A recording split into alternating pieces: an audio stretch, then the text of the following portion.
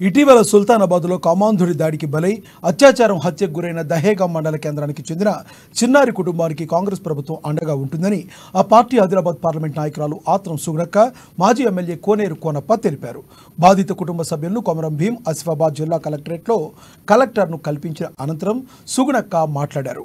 కుటుంబ సభ్యుల్లో ఒకరికి ఉద్యోగంతో పాటు ఆర్థిక సహాయం అందజేయడానికి మంత్రి సీతక్క సానుకూలంగా స్పందించినట్లు తెలిపారు.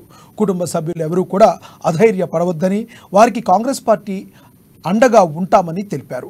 నిందితుడికి కఠిన శిక్ష పడేలా ప్రభుత్వం ప్రత్యేక చొరవ తీసుకుంటుందని చెప్పారు. చిన్నారిపై అత్యాచారం చేసి హత్య చేయడం దారుణమన్నారు.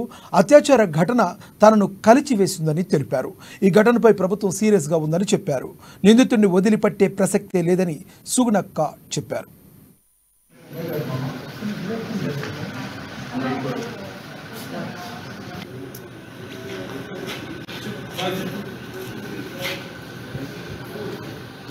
దహేగాం నియోజకవర్గానికి అక్కడ కూలి పని మీద బతుకుదెరువు కొరకు ఒకరికి వెళ్ళడం జరిగింది.